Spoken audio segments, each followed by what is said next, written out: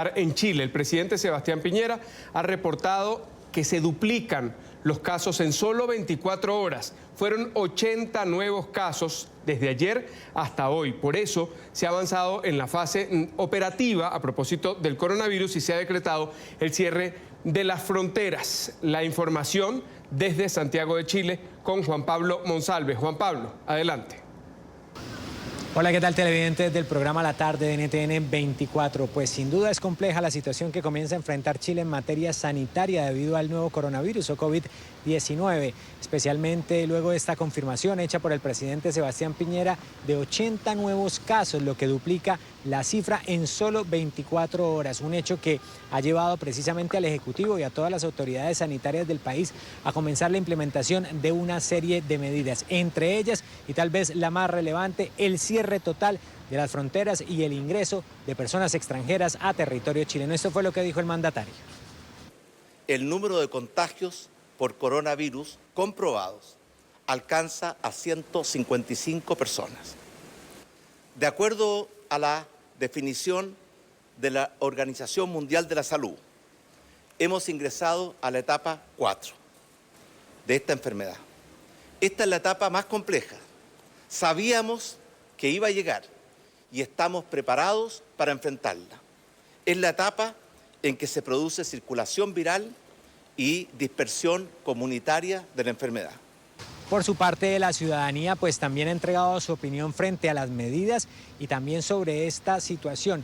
Aseguran que es muy importante todos los protocolos que se vienen implementando, pero insisten en que la mejor manera de combatir al COVID-19 es de manera personal, haciendo conciencia de toda la implementación de estas medidas. Esto fue lo que nos dijeron en las calles de Santiago.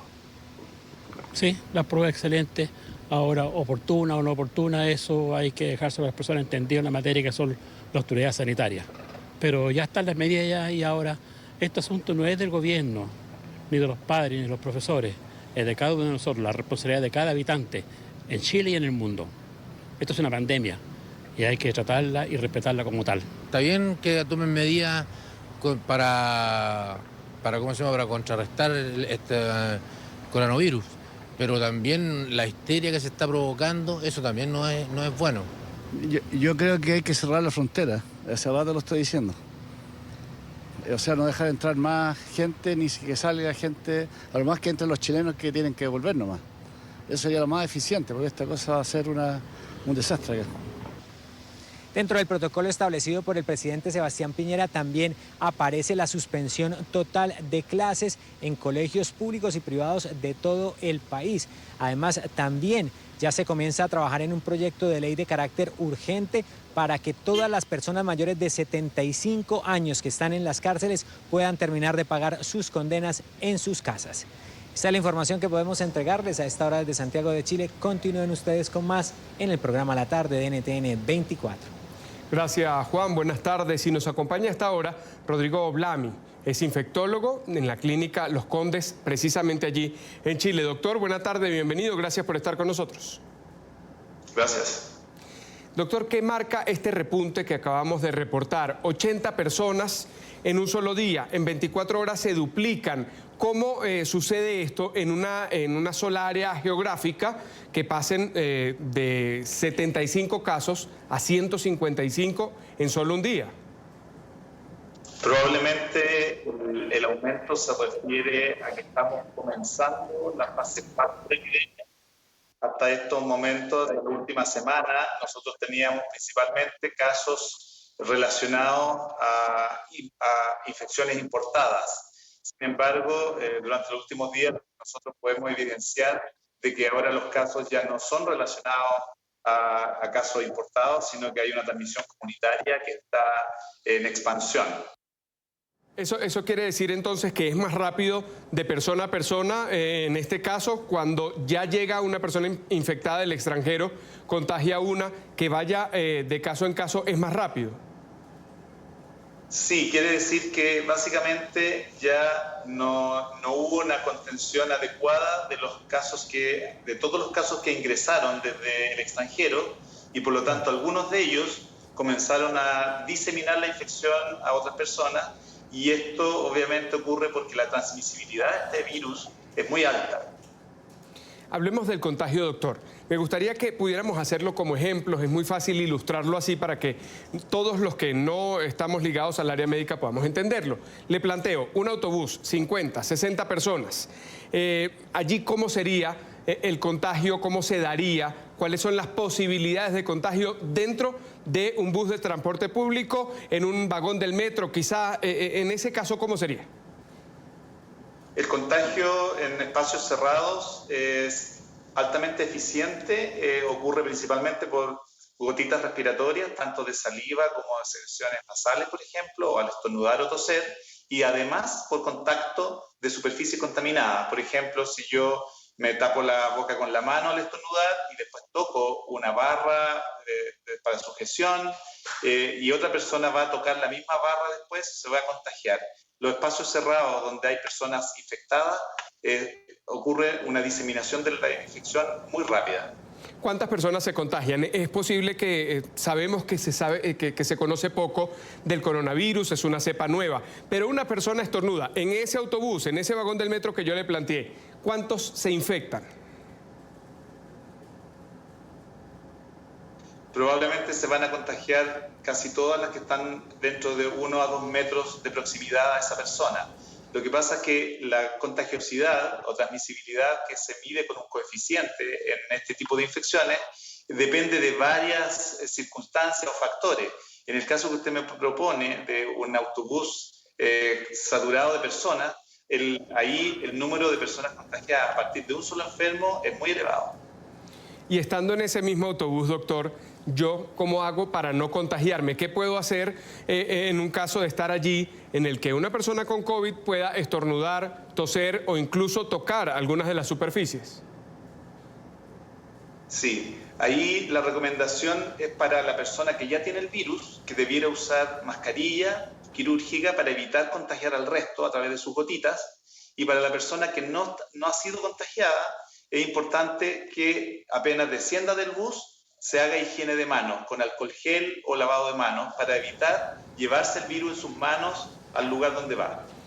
Es decir, ya va, si una persona infectada toca estas barras para sostenerse en el mismo autobús, en el mismo vagón del metro, yo como persona sana también lo toco y nunca me llevo las manos a la cara, entonces no me contagio.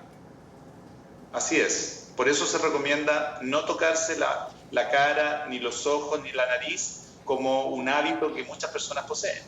Hay que evitar eso. Vamos a sumar esa a la lista de que ya conforman el lavarse las manos, el no tener contacto directo y no abrazar y no besar. Y podemos sumar esa siempre, luego de tocar una superficie, no llevarnos las manos a las mucosas, a la nariz, a la boca, a la cara en general. Y ahora, doctor, hablando de medidas que se han tomado en nuestros países, aquí en la región, podemos citar, se cierran fronteras, podemos citar las cuarentenas que se van dictando en algunos casos por regiones, o por ejemplo en España o Italia, que se hace en todo un país. También hay medidas de aislamiento para quienes han llegado de las zonas de contagio. El tema de lavarse las manos. Cada una de ellas, cada uno de estos protocolos funcionan por separado, hay que hacerlas todas juntas. ¿Hay algún error en la cadena de sucesión de esos operativos que se están tomando políticamente en nuestros países? Son medidas de restricción que deben ir sumándose dependiendo de la fase de la epidemia en que estamos. Por ejemplo, cuando se tienen solamente en la fase 2 casos importados, ahí lo más importante es la restricción de movilidad de los casos que se pesquisan, lo que se denomina la cuarentena, de aquellos casos que vienen de afuera, de algún país con epidemia, o que vienen tanto con síntomas o sin síntomas. En esa fase 2, donde hay pocos casos y se están pesquisando, se hace la cuarentena de esas personas. Sin embargo, cuando ya hay fase 3, donde hay brotes localizados de transmisión autóctona, o fase 4, cuando ya hay una diseminación masiva en la población local, ahí corren las restricciones mayores, como las que usted menciona, por ejemplo, evitar que vayan los escolares a sus colegios, por ejemplo, sostener o apoyar el teletrabajo, que es el trabajo desde las casas, y obviamente aquellas personas que están con síntomas que guarden cuarentena en sus domicilios. Con esta estrategia lo que se pretende es evitar la circulación en la comunidad de la persona que está diseminando el virus. Si usted logra, desde el punto de vista epidemiológico, disminuir la movilidad de esas personas que tienen el virus, usted va a disminuir el número de transmisibilidad, en el fondo, los contagiados a raíz de estas personas. ¿Y cómo se deben cumplir esas medidas restrictivas? Si yo no estoy enfermo, no tengo síntomas, ¿qué debo hacer? ¿Cómo voy a ese aislamiento? ¿Cómo voy a estar en la casa? ¿Qué se supone que tengo que hacer? Y se lo pregunto en dos sentidos. En uno, desde el punto de vista de la asepsia para no tener ningún virus, y desde el otro, para yo mantener la calma a propósito de que no estoy enfermo igualmente tengo que estar encerrado. Sí, es importante destacar que la cuarentena no se le indica a las personas que están sanas y que no han tenido contacto con enfermos. Las cuarentenas se indican a las personas que ya tienen la infección o que han sido contacto directo de un caso infectado. ¿Para qué? Para que esta persona, si tiene está el virus incubándose, no se vaya a transmitir, porque recordemos que este virus se transmite desde antes que aparezcan los síntomas. Las personas que están sanas pueden seguir trabajando, haciendo sus labores en general, ¿se fija? Pero la medida que usted me pregunta... Clave 44, perdón. Edificio PLA, sexto piso, habitación 5626. Doctor, en este momento, en su consultorio, algo regular que pasa en los centros asistenciales en momentos en que se están atendiendo a los pacientes, pero ya, lo podemos retomar, doctor, adelante. Disculpe, continúo. En relación a las personas que deben cumplir la cuarentena, son aquellas que están infectadas o que han sido contacto directo de algún infectado. Y la idea de la cuarentena es el aislamiento social o el distanciamiento social, en que consiste que la persona debiera estar en su casa, debiera estar en su pieza individual, con mínima interacción con el resto de la familia o con otras personas. Supuestamente podría estar con una habitación ventilada, puede tener interacción con alguna persona que haga el aseo en su habitación, pero con medidas de protección como uso de mascarilla y además aseo de superficies para evitar que el virus permanezca en la superficie y contagie a otras personas. Medidas que se repiten, pero nunca están de más. Doctor, ahora la normalización del COVID.